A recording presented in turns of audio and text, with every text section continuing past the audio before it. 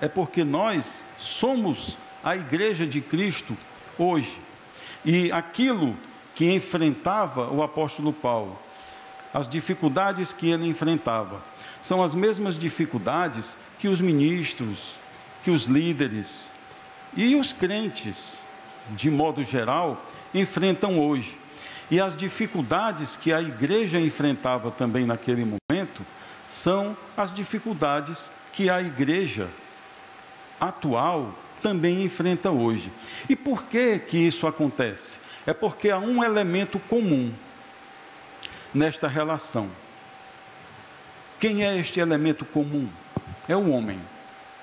Então o homem, com a sua natureza caída, né, com a sua natureza adâmica, ele traz todas essas dificuldades com relação à palavra de Deus, com relação ao convívio, com relação à comunhão, com relação à fidelidade a Deus e com relação a tudo aquilo que envolvia essas questões na igreja de Corinto.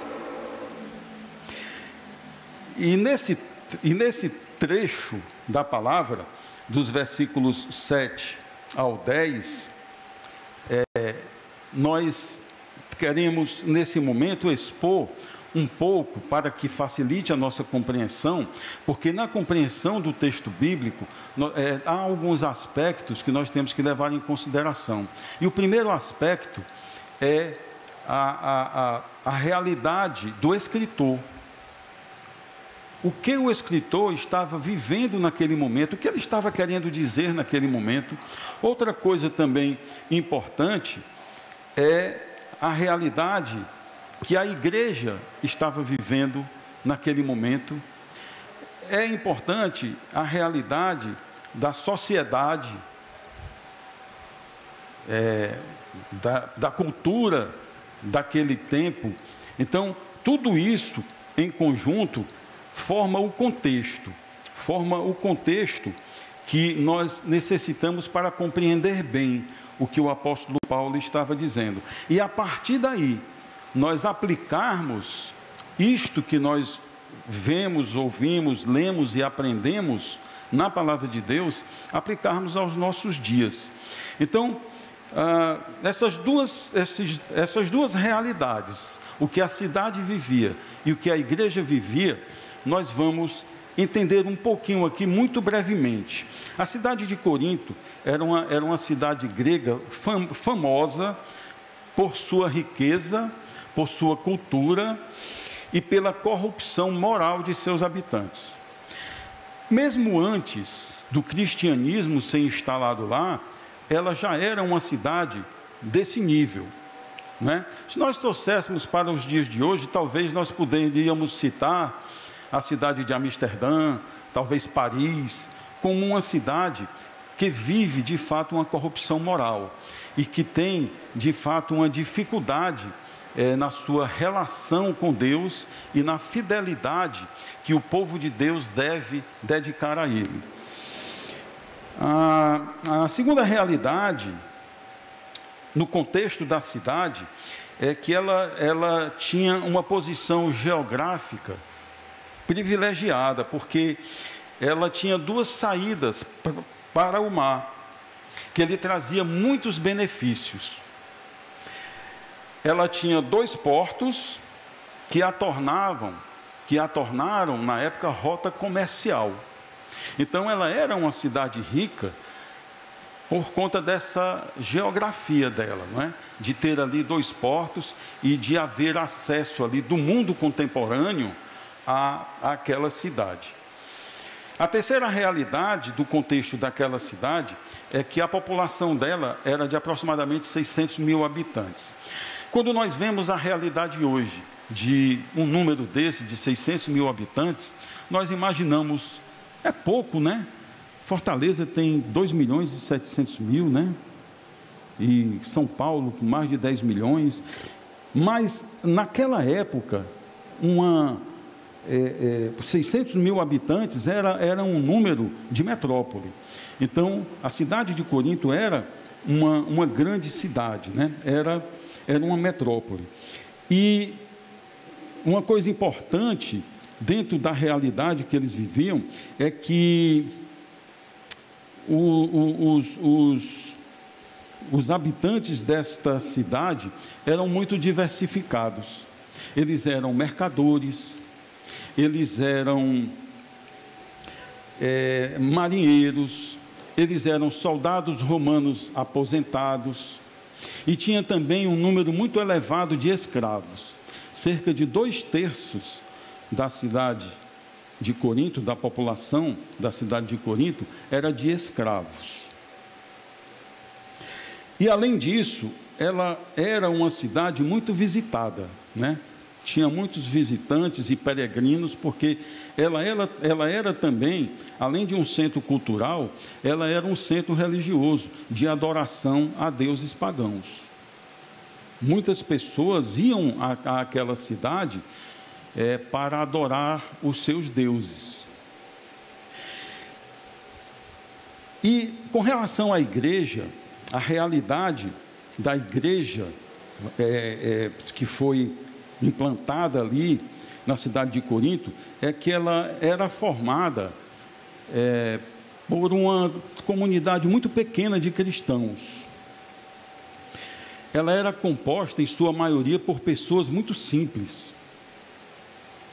Não eram os grandes comerciantes, não eram os grandes mercadores, mas eram pessoas muito simples, recém-convertidas, de origem gentia,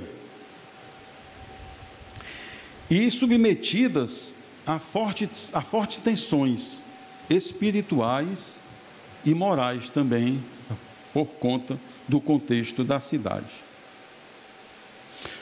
No primeiro século, no início da década de 50, o apóstolo Paulo, durante 1 ano e meio, habitou ali naquela cidade de Corinto, onde ele pregou ali a palavra de Deus, ele pregou ali o Evangelho,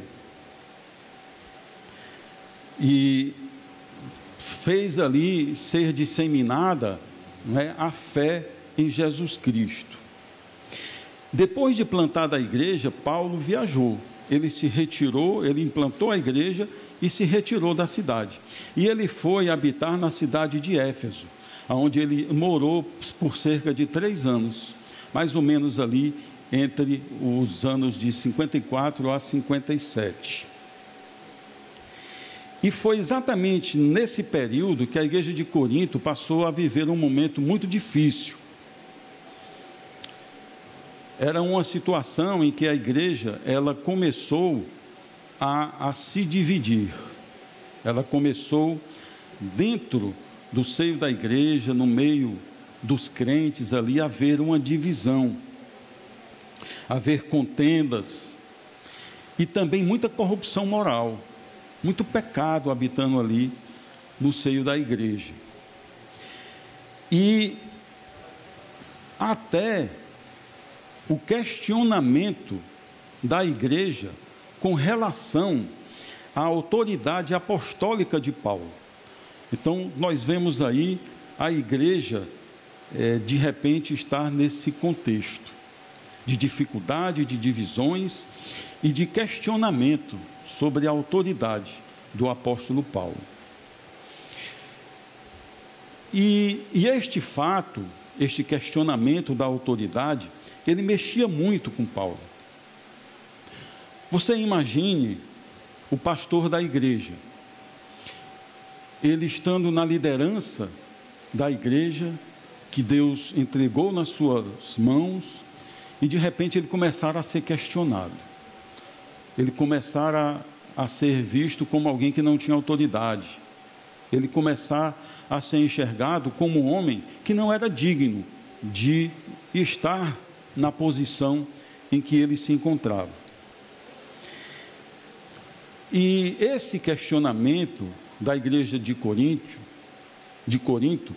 tinha 2 motivos principais. O primeiro, ele conta da situação seguinte: Paulo, né, que nasceu Saulo, ele nasceu em Tarso, na Sicília, herdou do pai a cidadania romana, e ele era judeu, da tribo de Benjamim. Ele foi educado em Jerusalém. Ele nasceu na Sicília, mas ele foi educado em Jerusalém, e como ele mesmo diz, né, que ele foi educado aos pés de Gamaliel, né? Gamaliel, renomado doutor da lei, partidário do farisaísmo, coisa que Paulo também herdou de Gamaliel. Paulo era um fariseu. Ele era um intelectual, um poliglota, e infere-se, a palavra não diz, mas infere-se historicamente que ele participou do Sinédrio. Então ele era um dos juízes ali do Sinédrio, aonde ele votava contra os cristãos. Ele votava a favor da execução dos cristãos. Paulo também, ou Saulo ainda, ele liderava campanhas de soldados romanos que perseguiam os cristãos e que matavam os cristãos. Quando havia esses eventos, essas cruzadas de estarem ali buscando os cristãos a fim de matá-los, Paulo estava ordenando ali: mata, está ali, ó, corre lá, tem um grupo ali, mata. Então esse era o primeiro questionamento, até por conta, talvez até de um certo receio, né? Poxa, mas esse homem matava cristãos e hoje está aqui. Mas a questão toda dessa rejeição, nós vamos ver daqui a pouco, estava também muito além disso, né? Porque Paulo já tinha dado mostras, e ele vai dizer isso no capítulo 12, já tinha dado mostras de que ele era um homem de Deus, de que ele era um homem que Deus usava no seu povo, inclusive para fazer sinais e prodígios, né? O segundo motivo foi que, com a ausência de Paulo, que estava habitando em Éfeso, a igreja começou a se dividir entre líderes. Com a saída de Paulo, evidentemente, levantaram-se alguns líderes, e sem haver ali uma liderança maior que colocasse as coisas em ordem, essas lideranças, elas começaram a causar divisões na igreja. Nós vemos isso na primeira carta aos Coríntios, capítulo 1, versículo 12, quando o apóstolo Paulo diz, né? Olha, vocês estão divididos, uns dizem eu sou de Paulo, outros dizem eu sou de Apolo, outros dizem eu sou de Pedro. E esses líderes, esses ministros, se mobilizaram, causando essa divisão na igreja e um constrangimento ao apóstolo Paulo. Inclusive foi isto que motivou a carta primeira dele. Foi esta divisão. E dentro desse contexto, o pecado, né, toda a corrupção espiritual e moral que estava ali, né? Mas a motivação inicial da primeira carta à igreja de Corinto foi esta divisão e este questionamento com relação à sua autoridade. Dos problemas que estavam afligindo ali a igreja de Corinto, este de ser rejeitado, de ser desrespeitado, era o que mais atingia Paulo, era o que mais o feria e entristecia.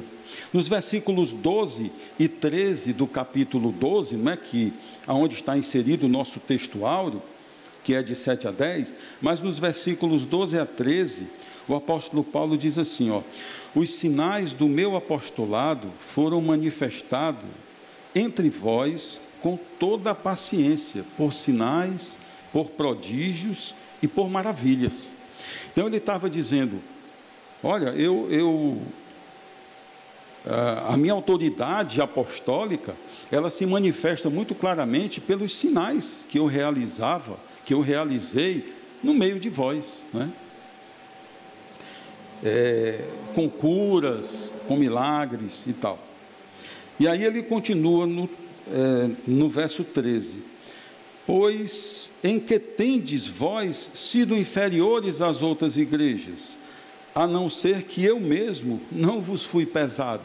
Então o apóstolo Paulo, ele até chega a levantar a possibilidade de, por exemplo, a igreja estar ali magoada com ele por ele ter ido para Éfeso, por ele estar agora habitando em Éfeso e ter deixado a igreja, né? Então ele levanta também essa possibilidade até para descobrir mesmo, não é? O que estava acontecendo, o que de fato estava movendo a igreja, aquela rejeição, aquele desrespeito, né? Com relação à autoridade de Paulo. E aí ele diz: olha, vocês estão se sentindo inferiores? Acaso é isso que está acontecendo? Porque eu não fui pesado para vós, porque vocês não me sustentaram como missionário, assim como fez a igreja de Filipe, né, a própria igreja de Éfeso. Ele fez essa colocação e pede perdão, né? Ele diz: me perdoai este agravo, se por acaso for isso. Agora, nós, vendo este contexto inicial, que era importante para nós compreendermos ali a visão do apóstolo Paulo, com relação à realidade da cidade de Corinto e da igreja de Corinto, nós vamos ver como o nosso texto, dentro desse contexto, se aplica à nossa igreja hoje. E aí eu falo a igreja de Cristo, espalhada em todo o mundo. Mas, como nós somos de Montese, vamos também fazer esse exercício, cada um, né, com relação à nossa igreja local.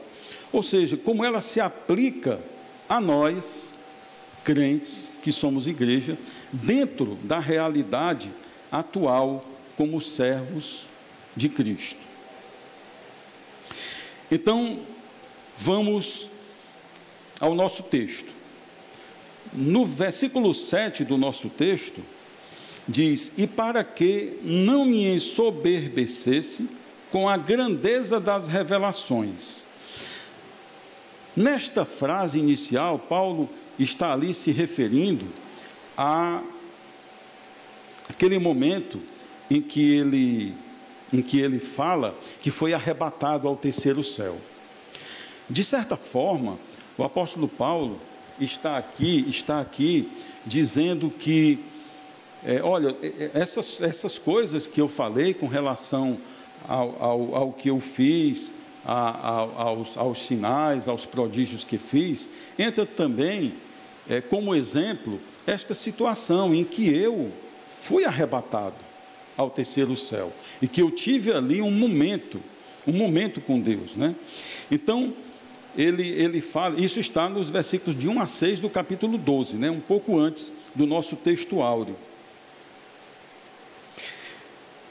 Agora, quando Paulo cita este arrebatamento, que é uma coisa maravilhosa, não é? Porque é algo que transcende, né? Transcendental, mas nós compreendemos também que Paulo está falando aqui das bênçãos gerais.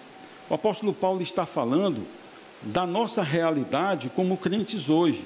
Então nós temos recebido bênçãos do Senhor, não é verdade? Nós recebemos a maior delas, que foi a salvação. Então nós somos abençoados. E aí, quando nós lembramos dessa bênção de salvação, que o apóstolo Paulo ele não cita na escrita, mas está dentro do escopo desse entendimento, ele poderia citar: olha, eu sou salvo também, não é? Deus me resgatou, me tirou daqui sem que eu merecesse, eu era um assassino, eu matava os cristãos e Deus fez isso por mim. Então,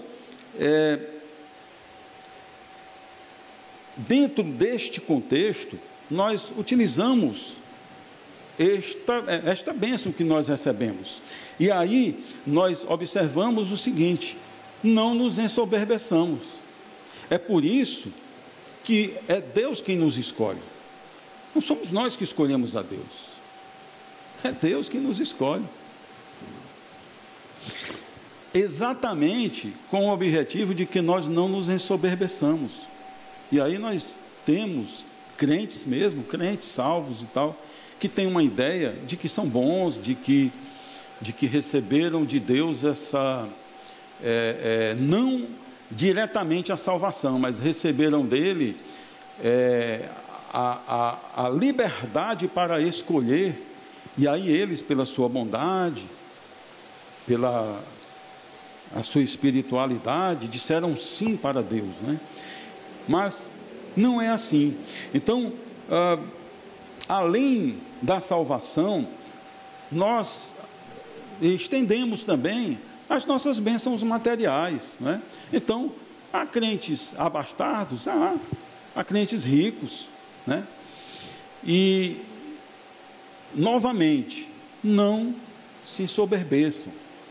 Então, aquilo que comemos, aquilo que vestimos, aquilo que bebemos, não é? O conforto em que vivemos, qualquer situação que seja, em que nós compreendemos que é bênção de Deus na nossa vida, está dentro desse contexto, disso que o apóstolo Paulo está querendo dizer aqui, né?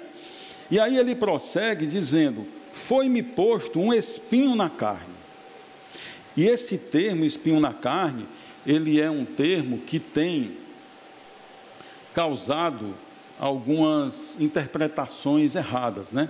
Quando nós lembramos do capítulo 7 de Romanos, o apóstolo Paulo também lá, ele fala: o bem que quero não faço, o mal que não quero esse faço, miserável homem que sou, quem me livrará do corpo dessa morte? Então, muitas pessoas querem apanhar esse texto e inferir a Paulo uma vida de pecado. Olha só o que ele está dizendo aqui, ó. Ele está dizendo que ele não consegue não pecar, e não é isso que o apóstolo Paulo está falando ali. Ele não está falando especificamente dele, ele está falando do contexto geral da igreja, porque nós somos homens, somos pecadores, não tem jeito. Agora, nós não vivemos em pecado, nós falhamos, nós erramos, mas a palavra diz que Deus é fiel e justo para nos perdoar os pecados e nos purificar de toda a injustiça. Então, o apóstolo Paulo, ali no capítulo 7, ele não está dizendo: olha, eu estou vivendo em pecado, eu não consigo. Não, nada disso. E da mesma forma, como alguém quer inferir aqui esse espinho na carne, como ele não especifica, né? E por que ele não especifica, nós não sabemos. Talvez até o contexto da linha de interpretação que nós estamos dando nessa manhã possa nos trazer uma luz sobre esse espinho na carne, não exatamente o que ele é, mas o que é esse espinho dentro de um contexto, dentro de um bojo, dentro de uma caixa, né? E eu digo para os irmãos, esse espinho na carne jamais poderia ser pecado, jamais. Mas Paulo não era homem, não era pecador? Sim, como eu sou, como você é. Mas ele não vivia em pecado. É impossível que Paulo vivesse em pecado. Hoje de manhã, o pastor Leonardo citou o exemplo de Jeremias, que ele estava lá, naquele porão, foi posto lá, porque estava levando ali a mensagem de Deus, as profecias, e ele clamou a Deus, não é? E Deus o tirou para que ele continuasse a sua obra. O que é que nós entendemos ali? Jeremias não estava sofrendo porque estava em pecado. Pelo contrário, tanto é que Deus o tirou e disse: olha, você vai pregar, você vai levar a minha mensagem para esse povo, mesmo que eles não queiram, mesmo que eles rejeitem. E da mesma forma, o apóstolo Paulo, quem pode imaginar um homem que fez o que o apóstolo Paulo fez, um homem, o maior escritor do Novo Testamento, nós podemos dizer assim, em termos de quantidade, não é? Porque aí a qualidade é de Deus, não é? Porque a palavra toda é inspirada, independentemente de quem seja o autor do livro, mas em termos de quantidade, o apóstolo Paulo é o maior autor da Bíblia Sagrada, não é? Então, será que Deus escolheria um crente que estava vivendo em pecado para fazer a sua obra? De forma nenhuma. Então, esta é a primeira razão que nos faz ter a convicção de que esse espinho na carne não tem nada a ver com pecado. Então, joga fora, joguemos fora agora essa ideia. E um outro aspecto também, que aí é bem mais simples, não precisa a gente fazer contextos teológicos ou falarmos de Jeremias, é que ele diz: foi-me posto um espinho na carne. Se esse espinho na carne fosse pecado, não teria sentido, porque espinho na carne não é ruim, é doloroso, né? E o pecado, por acaso, é doloroso para a carne? Não. Pelo contrário, o pecado ele é muito agradável à nossa carne. Ele é doloroso para a nossa alma, mas para a nossa carne ele é agradável, ele é prazeroso. Tanto é que a queda provém disso. A queda provém deste momento em que o homem se embriaga com os prazeres e comete o pecado. E aí ele continua: um mensageiro de Satanás para me esbofetear, a fim de eu não me exaltar. Então, esse espinho na carne, ele representa as aflições, não é? As tribulações que nós vivemos, não é? E o objetivo desse espinho na carne é para que em todo o tempo nós estejamos nos lembrando de que nós somos dependentes de Deus. Você já imaginou se a nossa vida terrena, porque a nossa vida eterna será assim, não é? Será de paz, de gozo, de alegria, não haverá choro, não haverá pranto, não haverá sofrimento, mas a nossa vida terrena, ela é cheia de aflições, cheia de tribulações. E se você imaginar a nossa vida com tudo que é de bom, sem nenhum problema, sem nenhuma aflição, nós nos ensoberbeceríamos. Nós tiraríamos do nosso entendimento a nossa dependência de Deus. Nós tiraríamos de Deus o poder que Ele tem, e só Ele tem, de nos resgatar, de nos levantar, de nos acalentar, de nos abraçar, de nos curar das nossas enfermidades. E aí eu estou falando mais das enfermidades espirituais, porque dentro dessa condição suposta de que tudo estaria bem, nem doença a gente pegaria, né? Então é nesse contexto, não é, das aflições, das enfermidades, das dificuldades financeiras, dos problemas de relacionamento, dos problemas familiares, dos problemas no trabalho, e isso tudo que está dentro desse contexto, para que nós o tempo todo estejamos aos pés do Senhor e digamos: olha, eu não posso sentir, eu não consigo, livra-me. E nós aprendemos ao longo de mais de 2000 anos que o Evangelho não é um caminho de conforto. Nós aprendemos ao longo de 24 anos, como a Ramona tem, de 40 do pastor Leonardo, né?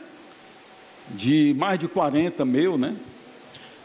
Mas ao longo de 2000 anos, em toda a humanidade, nós aprendemos isso. Olha, o Evangelho não é um caminho de conforto, ao contrário. E é exatamente isso que faz parte da nossa vida, é que nos dá a capacidade de não nos exaltarmos diante de Deus. E por isso Jesus disse em Mateus capítulo 10 e 38, e quem não toma a sua cruz e não segue após mim, não é digno de mim. Então glorie-se, pois as aflições e as dificuldades, a cruz que nós carregamos, cada um na nossa vida, umas mais pesadas, outras mais leves. E aí quando nós falamos em pesado e mais leve é interessante, porque às vezes o que é muito pesado para mim, para você nem seria tanto, e vice-versa, né? Por isso nós dizemos muitas vezes, olha, lembre-se sempre que há gente pior do que você, há pessoas em situação pior, olha, poderia ser pior, não é assim que nós falamos? Então, é esta cruz, né, que nos faz ser dignos de Cristo. E esse esbofeteador que Paulo fala, diante das nossas aflições, é o acusador mesmo. E esse acusador, ele às vezes ele vem em forma de um familiar nosso, ele vem em forma de um amigo, às vezes ele vem até em forma de um irmão, viu?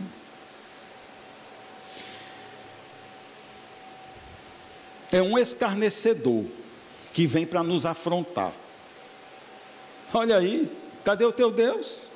Que não impediu que você sofresse isso, que não impediu que você passasse por aquilo, que não impediu essa enfermidade, que não impediu esse problema familiar, que não impediu essa infelicidade. Este é o esbofeteador, é o escarnecedor, porque ele é uma ferramenta, evidentemente, de Satanás, né? Como o apóstolo diz, um mensageiro de Satanás, que vem nos afrontar. E ele faz isso porque ele não conhece a realidade do Evangelho. Ele não conhece o que é de fato ser cristão. O versículo 8 do nosso texto diz: acerca do qual 3 vezes, o espinho na carne, né, orei ao Senhor, a fim de que se desviasse de mim. Muitas vezes, irmãos, nós oramos repetidamente, e nós, em alguns momentos, podemos até querer, será que isso não é vã repetição, né? Deus fala lá, mas quando Jesus fala aquilo, Ele não está se referindo a isso. Quando você tem uma necessidade, quando você precisa de algo, você pede a Deus, e muitas vezes Deus não atende imediatamente. Aí porque Deus não atende, eu vou deixar de pedir porque é vã repetição? Não, essa vã repetição a que Jesus se refere não tem nada a ver com isso. Enquanto eu estou necessitando, enquanto eu creio que o Senhor tem um propósito de me entregar aquilo, eu vou continuar orando, e vou dizer até, posso dizer até com as mesmas palavras. Então, quando aquilo que nós almejamos e oramos a Deus demora, nós ficamos tristes. Muitas vezes a nossa fé se enfraquece. Muitos têm se desviado por causa disso. De repente, ouvindo a esse esbofeteador, cadê teu Deus? E ele diz, é verdade, cadê meu Deus? Não quero. Mas a palavra de Deus nos ensina, olha, não desista. Continue pedindo, mas entenda que Deus sabe o que está fazendo. Ele sabe a hora certa de entregar. Mas entenda também que Ele sabe quando Ele não vai entregar. Porque há coisa que nós queremos e que Deus não vai conceder mesmo. E por que Deus faz isso? Porque Ele é um Deus mau? Porque Ele é um Deus que quer nos punir? Porque Ele é um Deus que quer simplesmente nos açoitar sem nenhum propósito? Não. Não é por isso.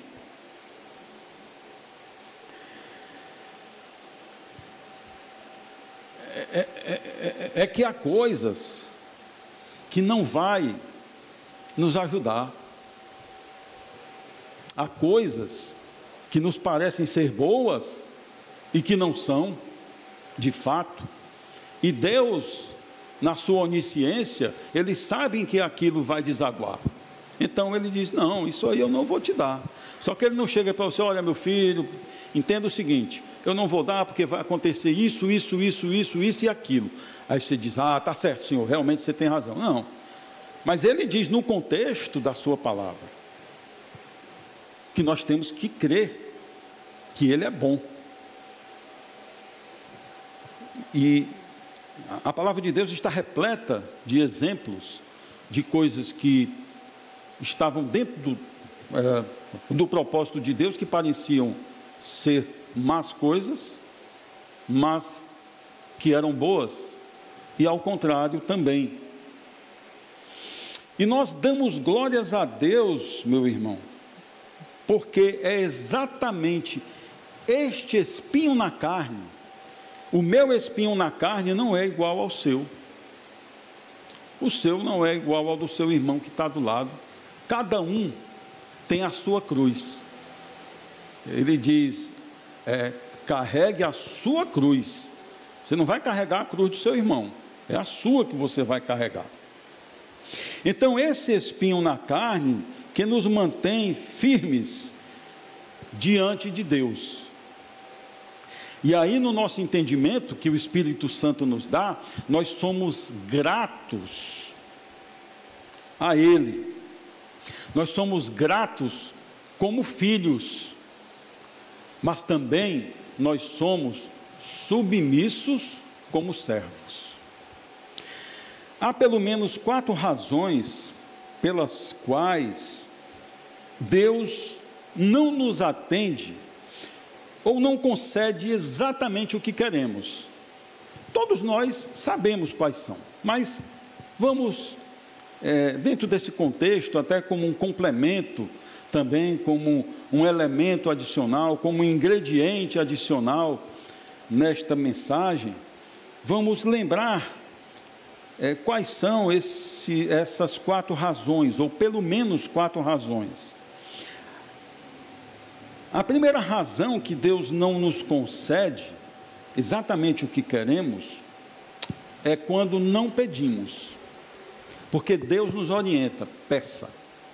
Tiago capítulo 4, versículo 2, a palavra de Deus diz assim: cobiçais e nada tendes, matais e sois invejosos, e nada podeis alcançar, combateis e guerreais, e nada tendes, porque não pedis. Então aqui, Deus está dizendo, olha, você luta, você trabalha, você guerreia, você batalha, mas você não pediu. Você quer alcançar por sua própria força? É verdade sim, que você também tem que fazer a sua parte, mas peça. Então a primeira razão é esta: vocês nada têm porque não pedem. A segunda razão, irmãos, pela qual Deus não nos concede exatamente o que queremos, é porque pedimos mal. Isso está no versículo imediatamente posterior, é no versículo 3 do capítulo 4 de Tiago: pedis e não recebeis, porque pedis mal, com o objetivo de gastarem em vossos deleites. Os seus pedidos, eles têm se concentrado nas coisas seculares. Quando você se coloca diante de mim para orar, e esta é uma reflexão que nós temos que fazer, cada um de nós individualmente, inclusive no momento em que estivermos orando, será que eu estou me colocando diante de Deus apenas para pedir por coisas seculares? Como é que está a minha oração? Eu estou exaltando a Deus? Eu estou agradecendo a Deus? Deus diz para pedir, sim, mas não é só isso. Não são só as coisas seculares. Nós devemos pedir sim as coisas seculares, mas examine-se cada um examinemo-nos a nós mesmos e vejamos se nós não estamos incorrendo nesse erro do capítulo 4, versículo 3 de Tiago. Vocês não recebem porque pedem mal para gastar nos vossos deleites. São apenas coisas terrenas que vocês estão preocupados. E aí nós nos lembramos lá dos evangelhos, quando Jesus diz: buscai primeiro o reino de Deus e a sua justiça, e estas demais coisas vos serão acrescentadas. Então a prioridade da nossa oração e do nosso pedido é o reino de Deus, é exaltarmos o nosso Deus, é conversarmos com Ele em estado de adoração. Incluamos também os nossos pedidos, mas quando nós não priorizamos, nós colocamos o reino de Deus acima de tudo, e aí Ele nos garante: olha, as demais coisas vos serão acrescentadas. Isso quer dizer que Ele atenderá todos os meus pedidos, tudo aquilo que eu quero Ele vai fazer? Não. Isso quer dizer que Ele vai suprir todas as nossas necessidades. A terceira razão pela qual Deus não nos atende, não nos concede exatamente o que queremos, é porque não é para o nosso bem. É porque aquilo não desaguaria em algo bom na nossa vida. Creia, se Deus não concede algo que nós pedimos, é porque isso não seria produtivo para a nossa vida espiritual. Mas ao contrário, seria algo que serviria para a nossa destruição, para a nossa queda, para um momento de dificuldade futuro na nossa vida, principalmente na nossa vida espiritual. Assim, nós devemos ser gratos a Ele por tudo. E quando nós dizemos: sou grato pelo que Ele é, está dentro desta caixa o que Ele faz e o que Ele não faz também. Em tudo, nós agradeçamos a Deus. Romanos capítulo 8, versículo 28 diz: e sabemos que todas as coisas contribuem conjuntamente para o bem daqueles que amam a Deus, daqueles que são chamados segundo o seu propósito. Tudo contribui conjuntamente para o bem daqueles que amam a Deus. Se você está enfrentando uma dificuldade, se você está enfrentando uma aflição, olha, se você é crente mesmo, esta dúvida não pairará no seu coração. Aquilo está contribuindo para o seu bem, porque Deus tem um propósito sobre esta aflição que você está passando. E aí, tem propósitos que são atingíveis aqui. Jó, quando foi afligido com as enfermidades, quando ele perdeu tudo na sua vida financeira, quando ele perdeu toda a sua família, já ouvi alguém dizer que Deus quis provar a Satanás que Jó era fiel. Nada disso. Deus não precisa provar nada para ninguém, muito menos para Satanás. E Deus não precisa provar nem para Ele mesmo, porque Ele é onisciente. Ele conhecia Jó e Ele mesmo disse: homem fiel e justo. Mas Jó tinha um problema. Nós vimos isso aqui numa mensagem que eu trouxe, acho que em 2018, do porquê que Jó sofreu aquilo. Jó tinha um problema, que era a falta de humildade. E lá no final do livro, no capítulo 42, é que ele vai reconhecer, e ele agradece a Deus: obrigado, Senhor, antes eu só te conhecia de ouvir falar, hoje eu te conheço porque te vejo. E aí Deus restaurou tudo.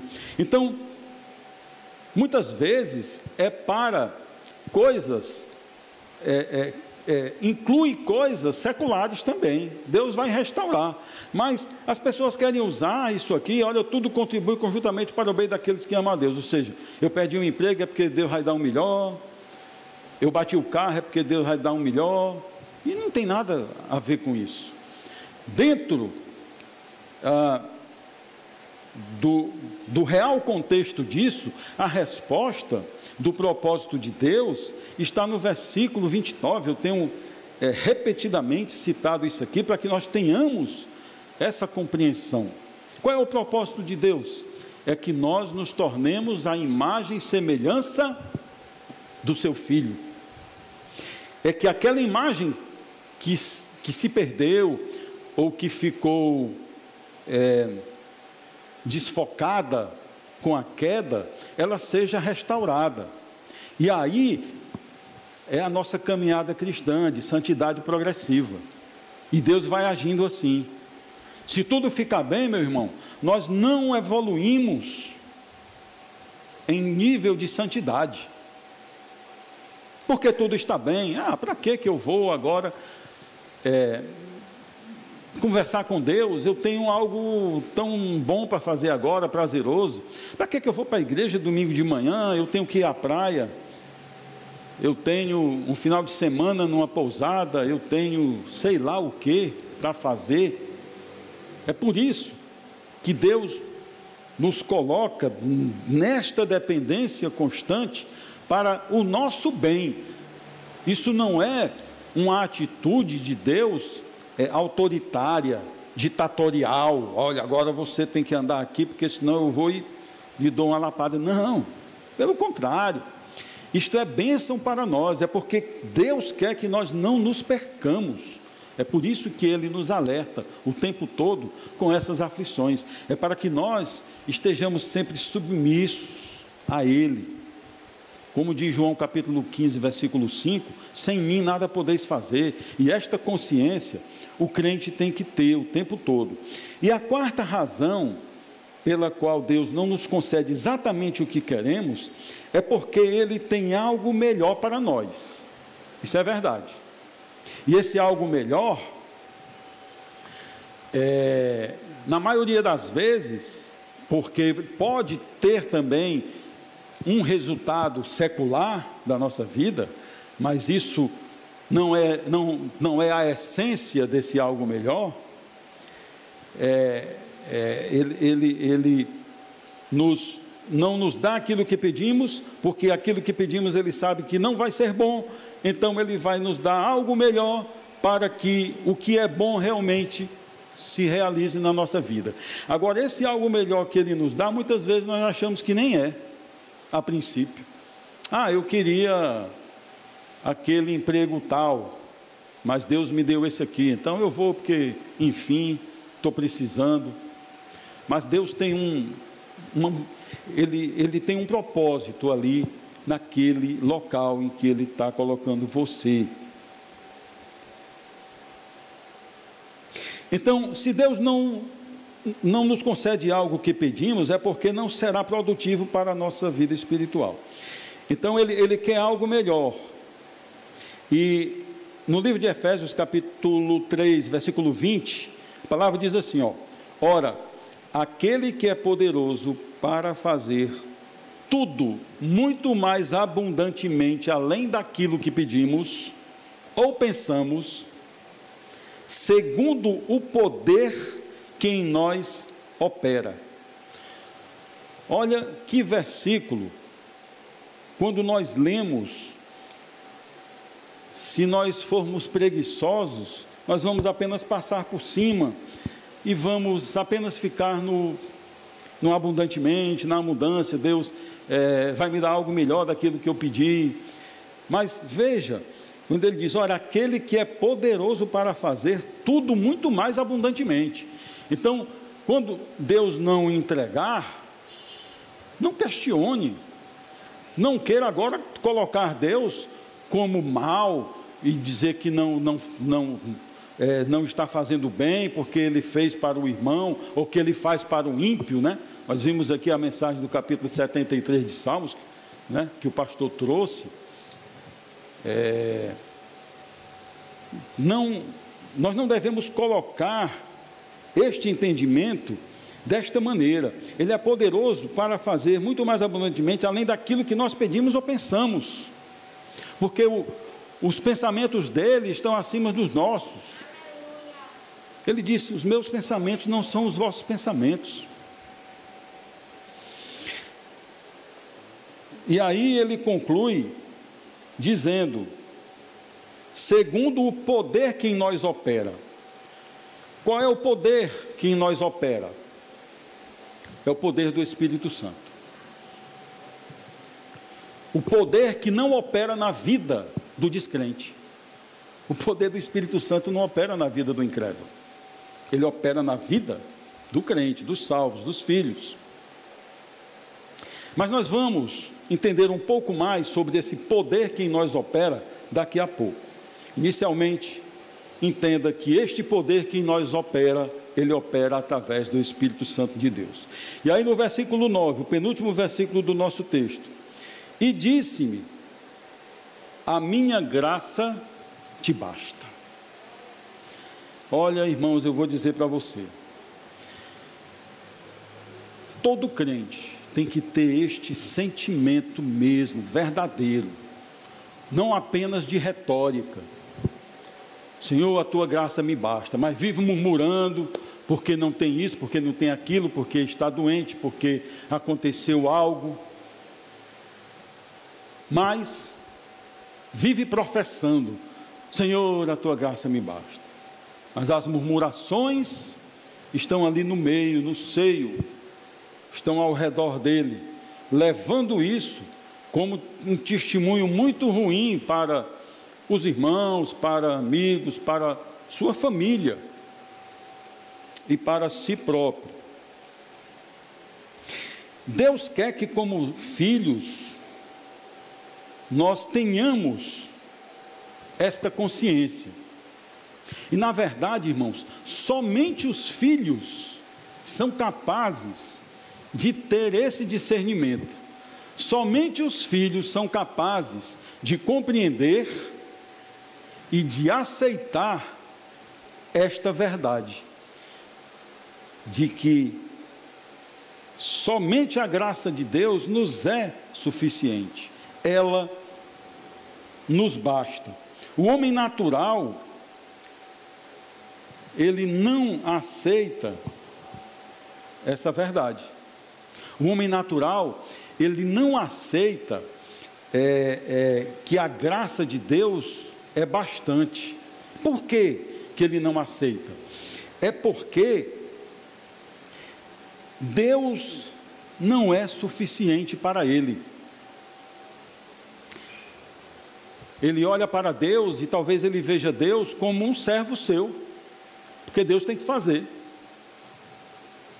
porque Deus tem que impedir que eu sofra isso, porque Deus tem que me livrar daquilo lá, porque Deus tem que realizar e fazer, e fazer, e fazer, e fazer. Mas tudo é graça, e o homem natural, ele não entende, e ele rejeita esta graça, e ele rejeita o próprio Deus. Escute isso: mesmo o crente, quando ele tem tudo o que deseja, saúde, dinheiro, poder e tudo mais, quando ele não tem necessidades, quando ele não está sofrendo de nenhuma carência momentânea, de certa forma, Deus deixa de ser primordial na vida dele. Deus passa a ter ali uma posição secundária, porque ele não está tendo necessidade, e Deus para ele é só um pai fazedor, um pai que dá tudo. Ele não é um pai que tem um propósito, que tem um plano, e que esse plano não é dele, é de Deus. O plano que Deus tem para a minha vida jamais se adequará ao meu, é o plano de Deus, porque se adequar ao meu plano, sabe qual é o meu destino? O inferno.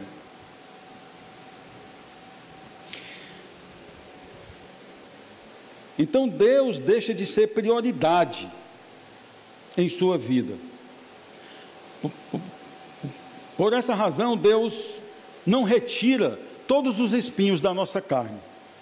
É para que estejamos sempre lembrando que nós não somos nada sem Ele, que nós não podemos fazer nada sem Ele, que nós não poderíamos sequer respirar se não fosse através da sua graça. E que bom que somos disciplinados, né? Vejam o que diz aí a carta aos Hebreus, capítulo 12, versículo 8. Hebreus 12, versículo 8.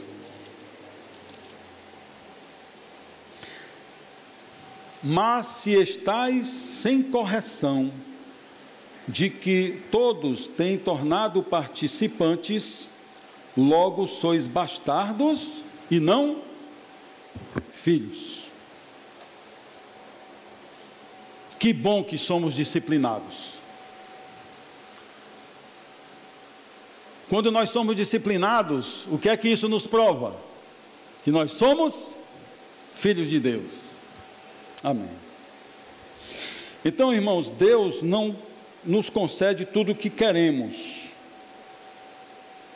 Ele conhece a medida da nossa fidelidade. Ele conhece, Ele sabe a estatura da nossa fé. Ele conhece a pequenez, a mesquinhez da nossa gratidão. Assim como Ele conhece a grandeza da nossa pecaminosidade. Deus conhece tudo isso. E é por isso, porque Ele conhece todas estas coisas, a medida da nossa fidelidade, a estatura da nossa fé, a pequenez da nossa gratidão, a grandeza da nossa pecaminosidade, é por isso que Ele não retira o espinho da nossa carne. Então, continuando aqui no versículo 9, porque o meu poder se aperfeiçoa na fraqueza. Esse poder que Deus está falando aqui, Ele não trata somente da sua onipotência, ou do poder das suas mãos para fazer tudo, para de repente te tirar do leito da morte, como nós temos visto tantos exemplos. Nosso caixinha de oração parece assim, o céu, né? Porque Deus tem realizado tantas coisas ali, e Ele realiza pela sua bondade. Quando nós ficamos felizes, nós não entendemos ali o nosso grupo como sendo um grupo superior a qualquer outro, não. O que nós estamos querendo dizer é que aquele grupo ali tem sido grandemente abençoado. Que Deus maravilhoso, que Deus bom, que Deus misericordioso, que Deus bondoso, que nos escuta, que nos ouve, que se compadece, que tem misericórdia.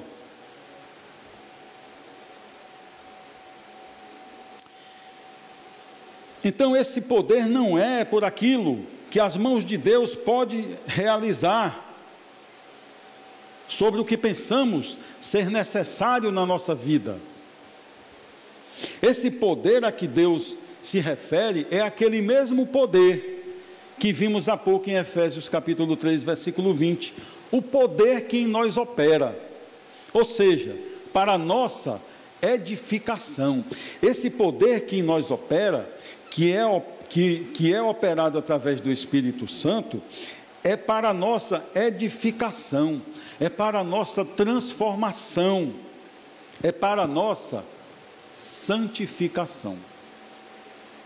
A nossa santificação, o nosso mover, o nosso caminhar, o nosso direcionamento em direção, em busca da santificação, para que nós nos tornemos cada vez mais semelhança do Filho, ele é um mover do Espírito Santo. Ele não é algo que nós fazemos porque somos bons, mas é o poder que em nós opera, que realiza tudo isso. E esse poder, irmãos, ele não é uma resultante. Esse poder que em nós opera, ele é um resultado. O que é que nós queremos dizer com isso? O que é uma resultante? Uma resultante é aquilo que causa. Então, não é a mão de Deus que vem e me livra da enfermidade, não é simplesmente a mão de Deus que vem e resolve um problema financeiro. Deus faz todas essas coisas. Mas o poder que em nós opera, ele é um resultado. Ele consiste no resultado da ação de Deus em nós, mas pela sua vontade e não pela nossa. Tá certo? Entende isso? É este o poder que em nós opera. Não é o simples poder de fazer e realizar, mas é um poder que nos transforma. É um poder que nos leva, que nos conduz a ter esta comunhão com Deus e que nos leva a termos uma vida eterna com Ele.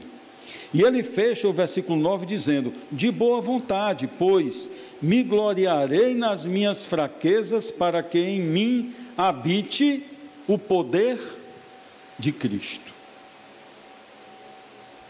Aquele poder de Cristo, ou seja, o poder que Cristo em nós opera e que nos fortalece. É este o poder. É o poder que, através de Jesus Cristo, que o Senhor Jesus opera em nós, é Ele que nos fortalece. No livro de Filipenses, capítulo 12, versículo... Eu acho que eu anotei errado aqui essa referência.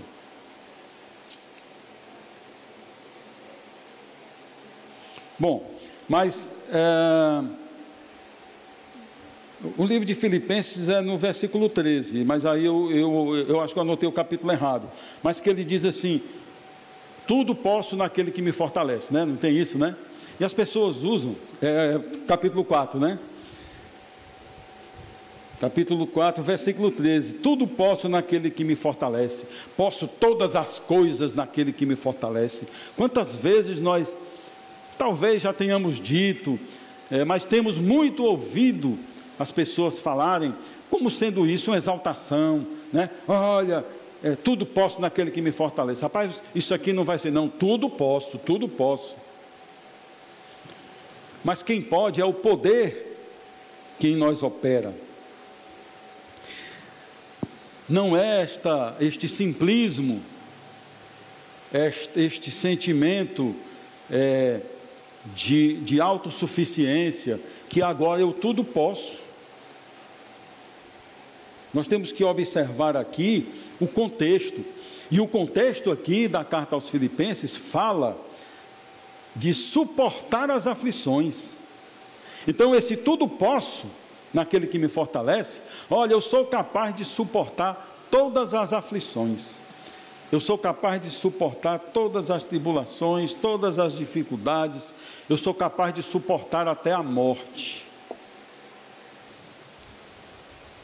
É disso que a palavra está falando, e não nessa tolice, desse mantra, que agora eu tudo posso. Eu posso todas as coisas, posso fazer o que eu quiser, inclusive. Eu posso suportar todas as coisas através de Jesus Cristo, que é quem me fortalece. Nós só nos gloriamos nas nossas fraquezas quando nós estamos em pleno estado de submissão a Deus, em pleno estado de submissão à vontade de Deus, de pleno quebrantamento espiritual diante dele. Como é que nós podemos nos gloriar das nossas fraquezas, dos momentos em que nós estamos completamente dependentes, estamos ali sem saída, não há ciência, não há economia, não há homem nenhum que possa agora fazer algo por mim.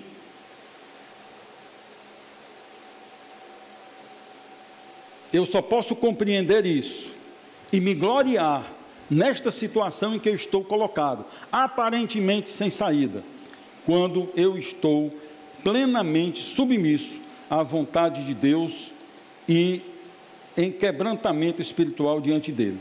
A ação do poder de Deus em nós consiste na capacidade que recebemos para entender, para compreender e aceitar, e de sermos transformados pelos sofrimentos, pelas aflições, pelas tribulações, por todas as coisas que Deus tem colocado na nossa vida como dificuldade.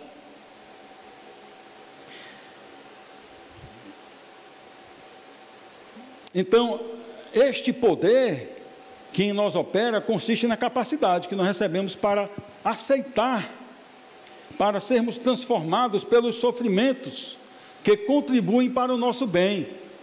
O sofrimento, irmão, ele contribui para o nosso bem, para o nosso crescimento, para que o propósito de Deus, por meio da correção do Pai, surta efeito em nossas vidas. Sirva para o proveito nosso e para o nosso amadurecimento, para a nossa edificação espiritual, para sermos participantes de sua santidade. Quando nós lemos o capítulo 12 de Hebreus todo, nós vemos isso muito claramente. E para que seja alcançado o propósito de Deus. Qual é o propósito de Deus? Que nos tornemos a imagem e semelhança do seu Filho, a imagem e semelhança de Jesus. E por último o versículo 10 que diz: e por isso sinto prazer nas fraquezas, nas injúrias, nas necessidades, nas perseguições, nas angústias, por amor de Cristo. Porque quando estou fraco, então é que sou forte. Deus nos ensina que precisamos ser fracos para sermos fortes, ou estarmos fracos para sermos fortes. E isso, numa primeira leitura, parece contraditório, né? Como é que alguém pode ser forte estando fraco? Quando nós pensamos num contexto secular, ou até num contexto de ficção, né? Os super-heróis, eles têm sempre um ponto fraco, eles têm um calcanhar de Aquiles, né? O super-homem era a criptonita, né? Então ele estava ali, quando a criptonita estava ali, ele ficava fraco, ele não conseguia sequer ficar de pé.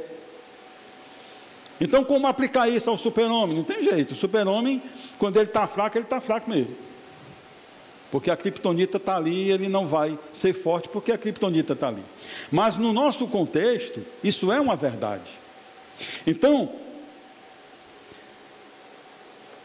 não há uma contradição e nós vamos descobrir isso. Nós vemos isso claramente na palavra, nos exemplos bíblicos e na nossa vida também. Cada um de nós tem uma experiência com Deus.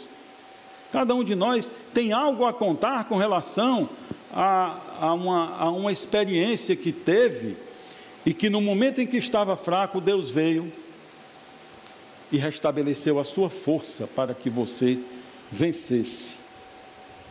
Quando nos tornamos fracos, é quando nós sofremos essas aflições que Paulo sofreu, que ele descreveu aqui no versículo 10.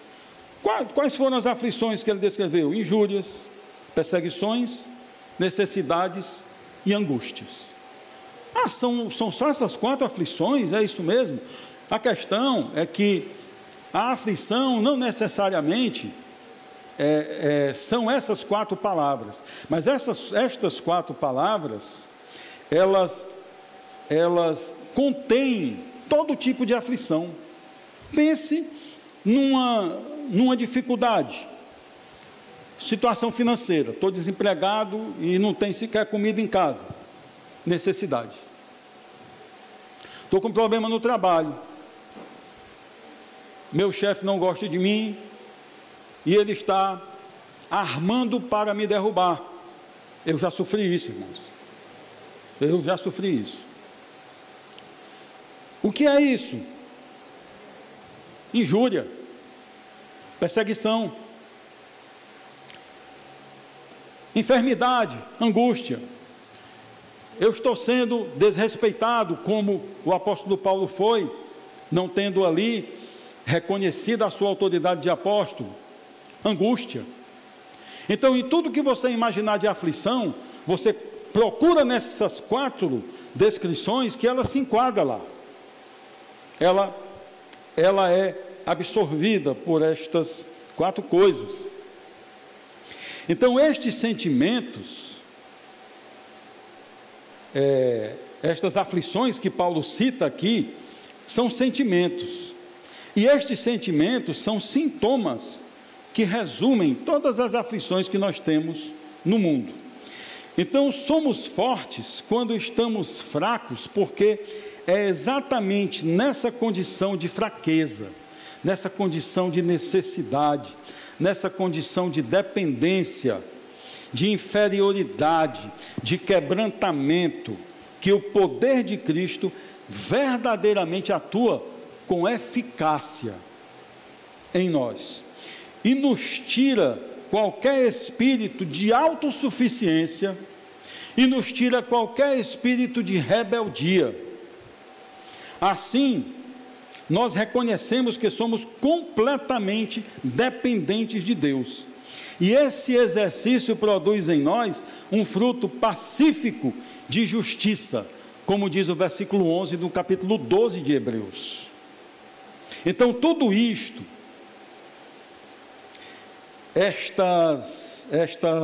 esse estado de fraqueza, de inferioridade, ele nos leva a um quebrantamento, ele nos tira qualquer sentimento de vaidade, ele nos tira qualquer sentimento de autossuficiência, de poder humano, e nos faz reconhecer que somos dependentes de Deus. E esse exercício, como eu disse, ele produz em nós um fruto pacífico de justiça. Por isso Deus não vai tirar o espinho da sua carne. Por isso Deus não vai tirar o espinho na minha carne. Eu não sei qual é o seu. Muitas vezes nós sabemos, né, quando o irmão coloca numa oração, mas aí Deus vem e resolve, né? Mas esse espinho na carne é aquilo que ele não atende. Você vai continuar com aquilo ali. Quando nós achamos que nós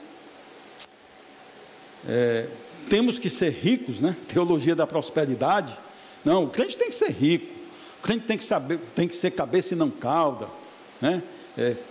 Deus não vai dar a todos isto. Deus não vai conceder isto.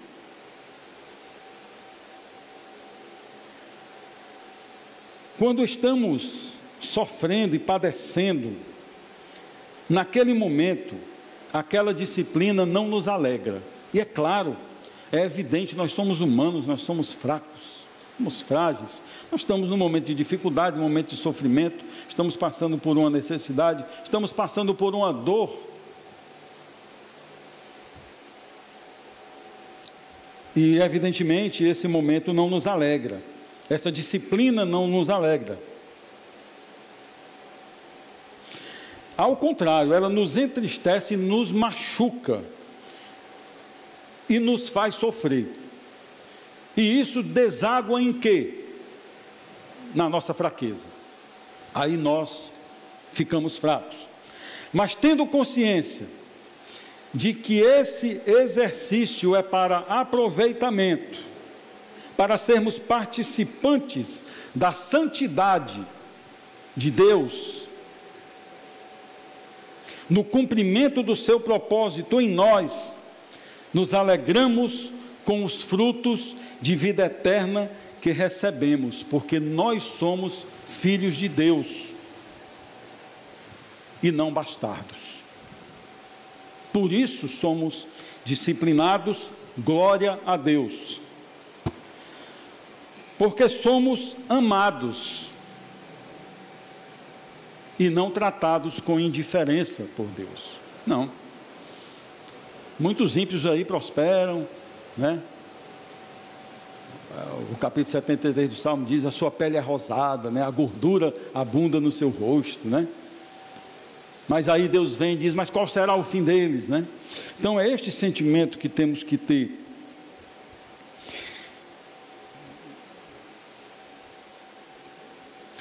Então é o cumprimento do seu propósito em nós para alcançarmos a santidade. Nós nos alegramos com os frutos de vida eterna que nós recebemos como filhos de Deus e não como bastardos. E porque sabemos que a nossa leve e momentânea tribulação produzirá em nós um peso eterno de glória muito excelente, como está escrito no livro de 2 Coríntios, capítulo 4, versículos 17 e 18. Vamos abrir aí. Nós encerramos aqui, com a leitura deste versículo, a nossa mensagem. 2 Coríntios 4, versículos 17 e 18. Diz a palavra de Deus: porque a nossa leve e momentânea tribulação produz em nós eterno peso de glória, acima de toda comparação. A nossa leve e momentânea tribulação. Mas a minha tribulação é pesada, irmão Ricardo. Mas ela produz para nós um eterno peso de glória. E o peso de glória não é pesado, ele é leve. E o versículo 18: não atentando nós nas coisas que se veem, mas nas coisas que se não veem, porque as que se veem são temporais. Essas aflições que você está vivendo vão passar. Elas podem até não passar, porque Deus resolveu não tirar este determinado espinho da sua carne.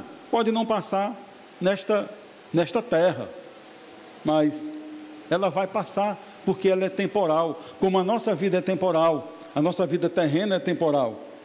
E aí, fecha o versículo 18 dizendo: mas as coisas que não se veem são eternas. Amém? Vamos orar, vamos ficar de pé e vamos orar ao nosso Deus. Amado Deus, querido Pai, queremos, Senhor, te agradecer nesta manhã.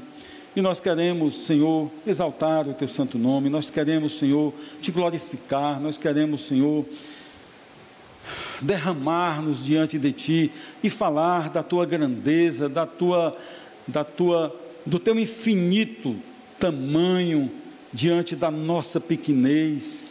Deus, Senhor, como Tu és misericordioso, Tu olhas para nós, Senhor, Tu nos escolhe, Tu nos dá gratuitamente a vida eterna, Tu nos entrega, meu Deus, uma eternidade que nós não podemos nem dizer uma eternidade inteira, porque a eternidade ela é atemporal, então é sempre na Tua presença, meu Pai, regozijando-nos ali, aonde não haverá mais espinho na carne, porque nem carne haverá, porque não haverá mais sofrimento, nem pranto, nem lembrança das coisas ruins, mas haverá apenas ali o gozo na Tua presença.